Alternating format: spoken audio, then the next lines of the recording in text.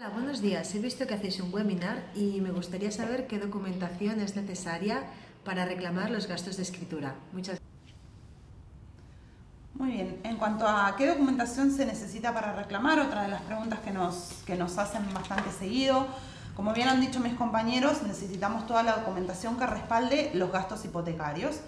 En principio todo esto se hace a través de factura. Normalmente la gestoría emite una liquidación de provisión de fondos al inicio de cualquier tipo de negocio jurídico vinculado con un préstamo hipotecario. Normalmente el consumidor hace una provisión de fondos X que la gestoría liquida al finalizar todos los trámites de inscripción y autoliquidación del impuesto. Siempre suele suceder que si la provisión de fondos es mayor se le devuelve un cierto importe, si la provisión de fondos es menor hay que compensar esta provisión de fondos, pero la gestoría la liquida junto con las facturas de gastos de registro y de notaría y el modelo 600 de autoliquidación del impuesto de actos jurídicos documentados. Esta es la documentación que necesitamos para reclamar junto con el préstamo hipotecario en el cual está contenida la cláusula que consideramos abusiva, que es la que fundamenta toda la reclamación. Como bien ha dicho mi compañero, es probable que en hipotecas antiguas uno no conserve esta documentación porque en su momento creyera que no la iba a necesitar o porque se pierde o porque, bueno, hemos tenido muchos casos en los cuales los clientes llaman directamente a la gestoría y la gestoría proporciona esta documentación. Y en función del importe del préstamo también puede hacerse una estimación, pero finalmente por ahí para la reclamación extrajudicial, como decía mi compañero, no es necesario aportar toda la documentación, pero sí al momento de presentar la demanda, en caso de no tener respuesta por parte del banco, necesitaríamos la documentación física que respalde. O sea que en principio son esos documentos, facturas y liquidación de la gestoría. Hola, buenos días. Os he visto en la web y quería saber cómo si tengo gastos hipotecarios y si tiene alguna cosita que ver con la cláusula suelo. Gracias. Esa segunda pregunta, que nada, que lo agradecemos que hayáis participado y bueno, nos remitimos un poco a lo que hemos estado explicando, ¿vale? Es decir, ¿cómo sé si tengo yo gastos hipotecarios? Pues nosotros lo que nos encontramos en el despacho es que no hay ni una sola excepción. El que tiene hipoteca ha consignado y ha abonado los gastos hipotecarios. Excepcional es poco para el caso de que realmente no existe. Es decir, si uno ha suscrito un préstamo con garantía hipotecaria, ha abonado per se esos gastos hipotecarios. Por tanto, el cómo lo sé, si yo tengo un préstamo hipotecario suscrito con cualquier entidad bancaria, los habré abonado y por tanto podré tener derecho como mínimo a efectuar una valoración efectiva de si existe viabilidad o no, en mi caso concreto, de efectuar esa reclamación que a priori, y por lo que estamos explicando, va a ser positivo. En segundo lugar, ¿tiene algo que ver con la cláusula suelo? Pues la verdad es que no, son cosas distintas. Lo que tiene que ver es que las dos son cláusulas abusivas, que en las dos el Tribunal Supremo y luego obviamente todas las audiencias provinciales y demás, juzgados y tribunales en España han ido declarando la nulidad de esas cláusulas por abusivas, por falta de información, por falta de transparencia, pero son conceptos totalmente diferentes. Y tiene en común también pues, que existe infracción de algunos preceptos de la Ley General de Consumidores y Usuarios, eso es común. Tiene también en común que existía una falta de información absoluta por parte de los consumidores al momento de la consignación, de la firma de ese préstamo hipotecario.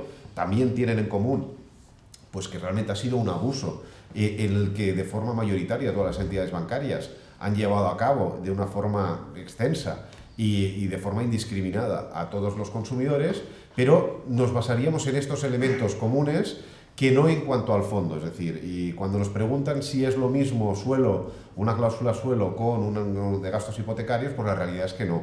Tienen en común estas circunstancias, es decir, que son ambas abusivas, que ambas han sido un atropello a todos los derechos de los consumidores, a una falta de información manifiesta.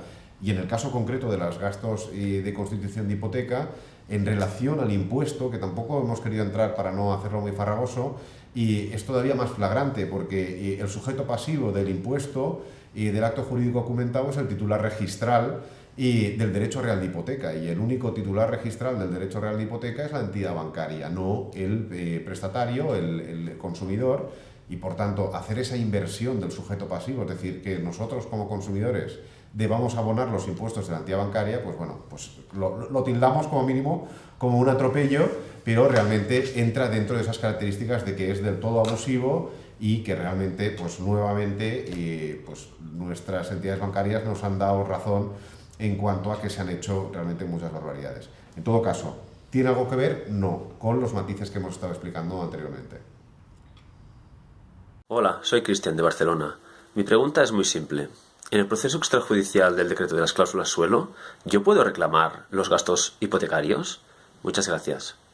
Bueno, el Real Decreto 1/2017, que es relativo a, se denomina de protección de los consumidores para en materia de cláusula suelo, como bien dice el propio Real Decreto, está pensado, se ha creado por el Gobierno como una medida urgente para dar una solución a la temática de las cláusulas suelo.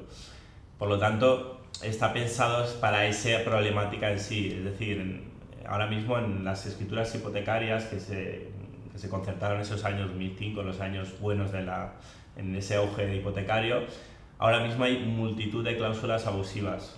No solo está la cláusula suelo, sino también está el tema de los gastos hipotecarios, también hay otras cláusulas como vencimiento anticipado o interés de demora que son abusivos. Pero este Real Decreto se ha creado simplemente para esta problemática de las cláusulas suelo. ¿Qué queremos decir? Que en Sanagunja Miranda consideramos que no se puede reclamar el tema de los gastos hipotecarios en el ámbito o en el procedimiento creado por ese Real Decreto, que realmente lo que ha hecho es crear un sistema obligatorio para los bancos y optativo para los consumidores de devolución de las cantidades cobradas en exceso por esa cláusula suelo, pero no está pensado para otro tipo de abusos bancarios como los gastos hipotecarios y otro tipo de cláusulas abusivas. Por lo tanto, intentar se puede reclamar. Nosotros siempre pensamos que evidentemente si se puede aprovechar esa reclamación para ya dejar constancia de que el cliente requiere que se le devuelvan estos gastos hipotecarios, sí se debe hacer. Lo que pasa es que el banco no tiene ninguna obligación en virtud de ese Real Decreto de devolver estas cantidades. De hecho, ahora mismo la postura de las entidades bancarias es de no devolución de estos gastos hipotecarios hasta que no, hasta que no haya una reclamación judicial o se les obligue a ello. Es decir, este Real Decreto solo regula el tema de las cláusulas suelo y por lo tanto creemos que no sirve para reclamar gastos hipotecarios. Sin perjuicio de que, como hemos dicho, ya se deba adelantar que el consumidor reclama ese tipo de gastos para una futura reclamación a posteriori. Sí, bueno, y además, como dice Ursi, ¿no? Y nosotros siempre que efectuamos la reclamación extrajudicial, lo hacemos tanto en temas de cláusula suelo, ¿no? La nulidad del suelo y la devolución íntegra, esto está claro, y también efectuamos la reclamación de los gastos de constitución de hipoteca, de los gastos hipotecarios. Lo que pasa es que, como bien, nuestro criterio, además, es que realmente del redactado propio del Real Decreto, lo que regula ese Real Decreto es el procedimiento extrajudicial para la devolución, sí o no, o en qué condiciones, pero muy ceñido a la cláusula suelo. También algo que se excede un poco de lo que es el término del webinar, pero en esas reclamaciones no solo efectuamos esa reclamación de gastos hipotecarios, así como de la nulidad de los suelos, sino también de otras cláusulas que son declaradas abusivas de forma habitual, vencimiento anticipado, intereses de demora, gastos de constitución de esos 25 o 30 euros por las reclamaciones de impagados y otras muchas que pues a nivel de cascada están cayendo también mediante sentencias, todas ellas del Supremo, que son declaradas abusivas, pero una cosa es que efectuemos la reclamación y otra cosa es que quede dentro de lo regulado en su momento en el Real Decreto. Por tanto, sí que llevamos a cabo esas reclamaciones, pero tenemos que ser conscientes de que el Real Decreto se ciñe o concreta muy claramente a lo que es cláusula suelo.